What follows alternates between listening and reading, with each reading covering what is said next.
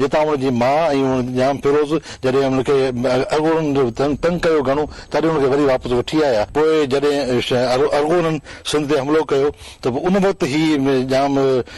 पंहिंजो दुर दरिया ख़ान हिकिड़ो सुपे सालार जो किरदारु अदा कयो हुन सां विड़ियो ऐं टल्टी जे मैदान ते तक़रीबन 1520 ईस्वी में हुन शहादत माणी ऐं तारीख़ी तौर ते हिकिड़ी ॿी बि रवायत अचे थी उन रवायत में इहो अचे थो त अरगोननि हुनखे ठाह लाइ घुरायो हो त तूं अचु त पाण गाॾियूं था करियूं ऐं हुनखे दोखे सां घुराए उते शहीद कयो वियो 22 दिसंबर 1520 ते हिन जी शहादत थई ऐं सिंध जो हीउ सपूत पुटु ऐं पंहिंजे धरती तां पंहिंजे मातृभूमि तां फिदा थी वियो सिंध जो हिकिड़ो अमर किरदारु मतवन आहे पर जेका सार संभाल हिन क़बर जी थियणु खपे जेका हिन जी मक़बरे जी सार संभाल ॾियणु खपे बदकिस्मती इहा आहे त आर्कियोलॉजी खाते वारनि जॾहिं पाण था अचूं था तॾहिं हुते का निशान लॻल कोन्हे का ख़बर कोन्हे त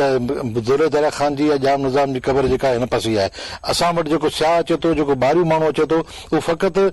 ॾिसे थो त जेको अरगोननि जा तुरखाननि जा जेके अॻियां जेके मक़बरा ठहियल आहिनि उन्हनि खे फ़क़ति सम्झे थो त मकड़ी उहा आहे पर जंहिं जॻह ते पाण बीठा आहियूं जंहिं जॻह ते जाम निज़ाम जो मक़बरो आहे जिते जाम तमाची जी क़बर आहे जिते नूरी जाम तमाची जी क़बर आहे जिते शेख हमाद जमाली जो मदरसो आहे जिते शेख हमाद जमाली जी क़बर आहे जिते माई मकड़ी जी क़बर आहे असल में मकड़ी उहा आहे मकड़ी बि उहा आहे साम्हूं ई उहा आहे जितां सिंध जेको दरिया जो गुज़र थींदो हो उहो बि तव्हां सामूहिक थींदो हो पर हिन एरिया खे आर्कियोलॉजी खाते वारनि सकाफ़त खाते वारनि ॼाणी वरी नज़रअंदाज़ कयो आहे ऐं तव्हां ईंदो त हिते ताला लॻल हूंदा जाम निज़ाम जे क़बर खे मक़बरे खे तालो लॻल हूंदो ऐं दुर दरिया ख़ान जे क़बर खे तालो लॻल हूंदो ऐं जिते पाण बीठा आहियूं जाम निज़ाम जी क़बर ते तव्हां वेंदो त उते तव्हांखे तख़्ती नज़र न ईंदी ऐं सम्झां थो इहा असांजी हिकिड़ी बदकिस्मती आहे जंहिं लाइ आर्कियोलॉजी खाते वारनि खे सकाफ़त खाते वारनि खे हुकूमत खे हिन तरफ़ तवजो ॾियणु खपे त जेके हे असांजा क़दीमी जेके आसार आहिनि जेके सिंध जी तहज़ीब जा उञाण आहिनि या हे असांजा जेके अलमदार आहिनि ऐं सम्झां थो उन्हनि खे बचाइण जी ज़रूरत आहे जॾहिं अरगून शाह बेग अरगून जेको सो हिन ते मुल्क ते हमिलो कयो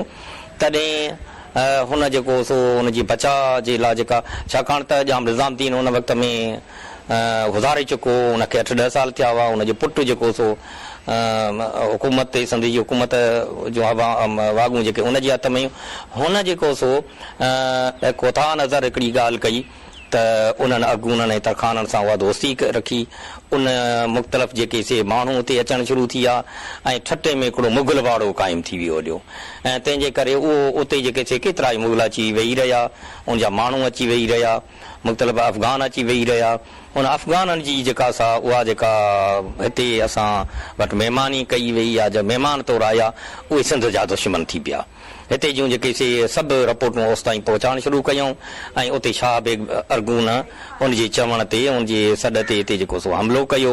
ऐं दुल दरिया ख़ान हिन विच में जाम फिरोज़ सां कावड़ जी पंहिंजो जेको बाग़बान वटि जेका हुनजी ज़मीन हुई उते वञी हुनजा पुट बि उते रहंदा उते वञी रहियो पर छाकाणि त उते बि कुझु हमला थिया त अफ़गाननि जा उते हुनजा पुट बि विढ़िया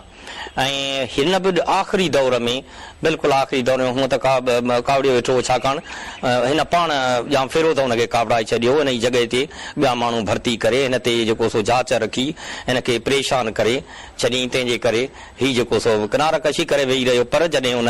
ॾिठो त सिंध मुल्क ते हमिलो थी चुको हाणे ठटे जी फ़ौजूं वेझो अची चुकियूं आहिनि तॾहिं हुन सभु ॻाल्हियूं विसारे जंग जे मैदान ते खाए पियो ऐं पोइ चयो वञे थो त उते बि उनखे जॾहिं ॻाल्हियुनि लाइ घुरायो वियो ॻाल्हियुनि लाइ घुराए दोखे सां जॾहिं उहो उते पहुतो उन्हनि वटि उहो खानवा जे किनारे ते हो खानवा जेको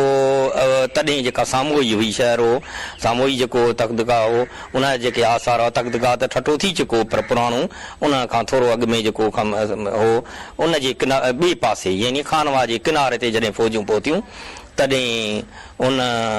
उते बि विहण जी उते पंहिंजूं फ़ौजूं वठी पहुतो ऐं ॻाल्हियुनि जो उन बहानो कयो ॻाल्हियुनि जो जॾहिं बहानो कयो जॾहिं उते पहुतो त उन खां पुछियो वियो त दरिया ख़ान त हुन चयो त दरिया ख़ान आऊं आहियां ऐं ईअं ई जेको सो हुनजी वेड़ थी ऐं उहो उते शहीद थी वियो दुल दरिया ख़ान जी मज़ार ते जेको कमु अगाटो आहे उहो पथर जो कमु आहे उहो सची पची अहिड़ो कमु आहे जेको ख़ुदि हिकिड़ो पंहिंजो मिसाल पाण आर्किटेक्ट जे हवाले सां थोरे जो मथां मक़बरो न आहे पर उन जी जेका चौदीवारी आहे उहो जेको उन ते कमु आहे उनजी क़बर ते कमु आहे या जेको महराब आहे चौदीवारीअ ते उते अॼु बि जेका उन वक़्त जी जेका उते जा जेके कारीगर पथर जा हुआ उहा जेका लिखत कतब आणींदा हुआ उहा लिखत मौजूदु आहे मुंहिंजे ख़्याल में त इहो एॾो मिसाल आहे न फ़क़ति आर्किटेक्ट जेके इंजीनियर आहिनि उन्हनि लाइ पर सिंधी ॿोलीअ ते जेके कमु कनि था उन जे लाइ हिकिड़ो अहम आहे छाकाणि त उहे जेके उहा जेका लिखत आहे उते उन वक़्त जा जेके कारीगर आहिनि उहे पंहिंजे कतब आणींदा हुआ पंहिंजे अघ जे लाइ पंहिंजे रोज़गार जे लाइ जेतिरो उनजी कमाई थींदी हुई या पंहिंजा नाला उनजे लाइ उहा कतब आणींदा हुआ।